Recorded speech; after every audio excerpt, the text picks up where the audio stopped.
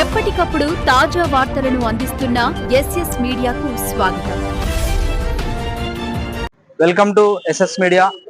మరి ఈరోజు తెలంగాణ హైకోర్టు ఒక సంచలనమైనటువంటి తీర్పు అయితే నిరుద్యోగుల పక్షాన ఇచ్చిందని కూడా చెప్పవచ్చు.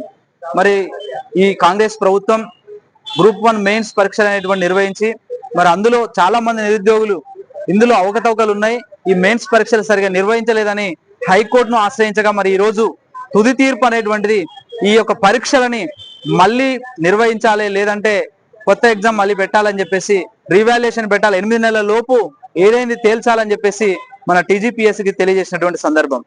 నిరుద్యోగులందరూ కూడా హర్ష వ్యక్తం చేస్తున్నారు, ఒక పైన నిరుత్సాహం కూడా తెలియజేస్తా ఉన్నారు.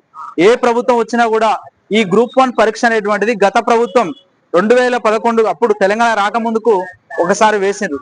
తర్వాత తెలంగాణ రాష్ట్రం వచ్చిన తర్వాత బీఆర్ఎస్ ప్రభుత్వం కూడా నిర్వహించి అవినీతి పాలైనటువంటి యొక్క గ్రూప్ 1 ఎగ్జామ్ ని మళ్ళీ అది కూడా ఎటువంటి జాబులు అనేటువంటిది ఇవ్వకుండా అమ్ముడు పోయినటువంటి సందర్భం మనకు చూసినాం.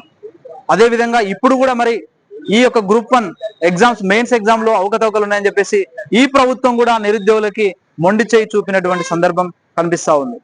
మరి మిత్రులారా, ఒకసారి ఆలోచించండి. కాంగ్రెస్ ప్రభుత్వం మేనిఫెస్టోలో 2 లక్షల ఉద్యోగాలు ఇస్తా అని చెప్పినటువంటి మాట ఒకసారి గుర్తు చేసుకోండి. 2 లక్షల జాబ్ క్యాలెండర్ ఇచ్చేసి మరి ఇయాటికి చూసినట్లయితే 20 నెలలు పూర్తయినటువంటి సందర్భం. ఆ జాబ్ క్యాలెండర్ లేదు.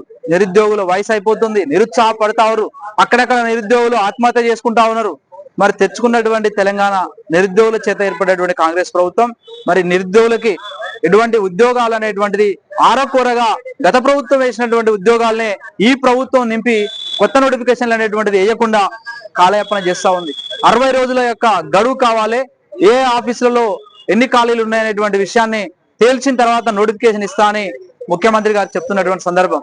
మరి ఖాళీలన్నీ కూడా తెలుసు మీకు, 60 రోజుల గడువు కూడా అయిపోయింది, ఎన్ని ఖాళీలు ఉన్నాయనేటువంటిది మీకు తెలుసు. అయినా కూడా ఈ యొక్క ఎలక్షన్స్, స్థానిక సంస్థలు, అటుపక్క యూరియాకు సంబంధించిన సమస్యలు, అటుపోతే కాళేశ్వరం సమస్యలు అని చెప్పేసి నిరుద్యోగులను పట్టించుకోకుండా ప్రభుత్వం కాలయాపన చేస్తుందని చెప్పి నిరుద్యోగులు అయితే నిరుత్సాహానికి గురవుతా ఉన్నారు.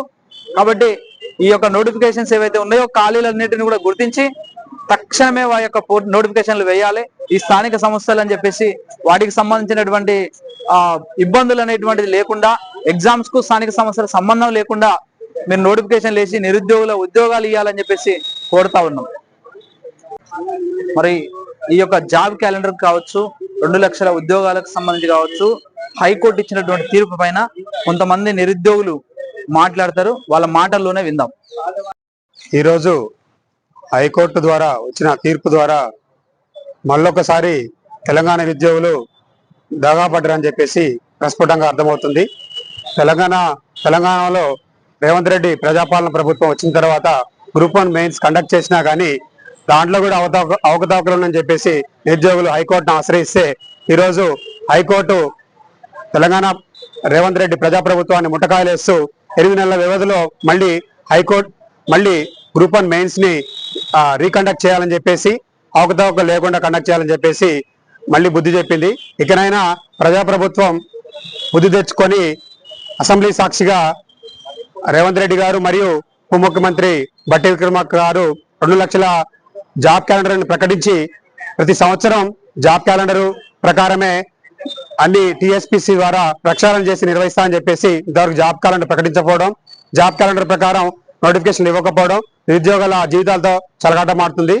ఇప్పటికే గత 10 సంవత్సరాల్లో కేసీఆర్ ప్రభుత్వం నిరుద్యోగుల్ని నిర్లక్ష్యం చేసి ఆల్రెడీ ఫామ్ హౌస్ కి పంపినా కానీ రేవంత్ రెడ్డి ప్రభుత్వం ఏదో చేస్తుందని చెప్పేసి గత ఎన్నికల్లో రేవంత్ రెడ్డి గారి ప్రజాప్రభుత్వాన్ని ఆశీర్వదించినా కానీ నిరుద్యోగులకి ఇప్పటికీ మొండి చేయగానే కనిపిస్తుంది. ఇకనైనా సరే గడిచిన 19 నెలల్లో ఓన్లీ ఆ కమిషన్లు, ఈ కమిషన్లు, సిబిఐ ఎంక్వైరీలు, గత ప్రభుత్వం మీద నిందలు మోపుతూనే టైంపాస్ చేస్తున్న రేవంత్ రెడ్డి గారు ఇకనైనా కళ్ళు తెరిచి నిరుద్యోగులకి వయసు అయిపోతుంది, మీరు ఉద్యోగం ఇచ్చినా కానీ వాళ్ళు పదవి విరమణ వచ్చే వరకు వాళ్ళు చేయాలంటే కనీసం వాళ్ళకి మినిమం 30 సంవత్సరాల గ్రేస్ పీరియడ్ అని ఉండాలి. ఇకనైనా రేవంత్ రెడ్డి గారు కళ్ళు తెరిచి టీఎస్పీసీని ప్రక్షాళన చేశారని చెప్పారు, టీఎస్పీసీ మొత్తం కొత్త సభ్యులతో నింపారని చెప్పారు.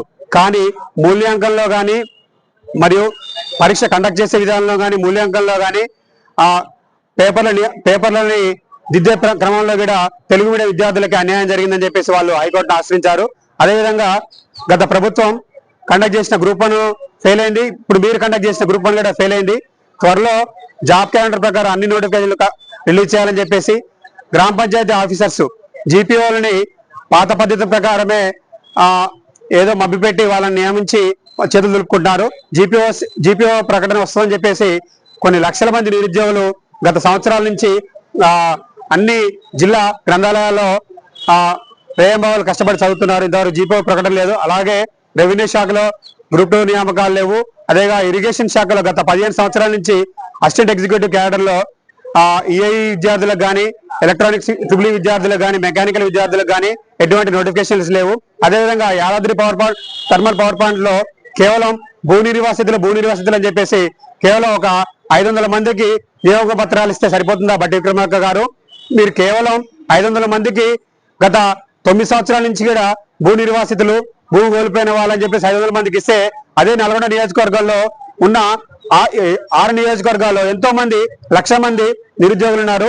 డిప్లొమా నుంచి, బీటెక్ నుంచి, ఎంటెక్ చేసి, పిహెచ్డి చేసి ఎంతో మంది నిరుద్యోగులు ఉన్నారు. మరి వాళ్ళకే న్యాయం చేస్తారు. ఓన్లీ భూ నిర్వాసితులే కాదు, నల్గొండ నియోజకవర్గంలో, మీరళ నియోజకవర్గంలో, అన్ని నియోజకవర్గాల్లో ఎంతో మంది నిరుద్యోగులు ఉన్నారు. వాళ్ళందరూ కూడా ఖచ్చితంగా మీరు యాదాద్రి థర్మల్ పవర్ ప్లాంట్ లో మరియు జెన్కోలో, ట్రాన్స్కోలో, ఎస్పీడీసీఎల్లో, ఎన్పీడీసీఎల్లో ఖచ్చితంగా మీరు నిరుద్యోగులకు ఖచ్చితంగా నోటిఫికేషన్ వేసి వాళ్ళ యొక్క బంగారు భవిష్యత్తుని ఆలోచించాలని చెప్పేసి మేము కోరుకుంటున్నాం నిరుద్యోగుల పక్షాన.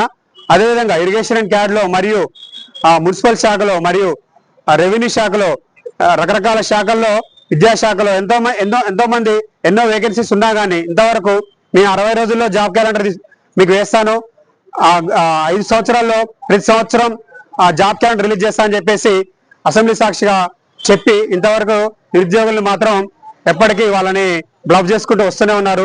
ఈ ప్రభుత్వం, ప్రజాప్రభుత్వంలో కూడా నిరుద్యోగులకు ఒరిగింది ఏం లేదు. జస్ట్ మాటలు, పేపర్లో ప్రకటనలు తప్ప. దయచేసి నిరుద్యోగుల పక్షాన మేము డిమాండ్ ఏం చేస్తున్నామంటే సకాలంలో ఉద్యోగ నోటిఫికేషన్ రిలీజ్ చేయండి. వచ్చిన నోటిఫికేషన్ని సక్రమంగా నిర్వహించండి. మూల్యాంకనలే కాదు, నోటిఫికేషన్లే కాదు, అన్ని విధంగా అన్నింటిలో పారదర్శకంగా ఉండి నిరుద్యోగుల పక్షాన ఉండి ప్రజాప్రభుత్వాన్ని నిర్వహించాలని చెప్పేసి కోరుకుంటున్నాం.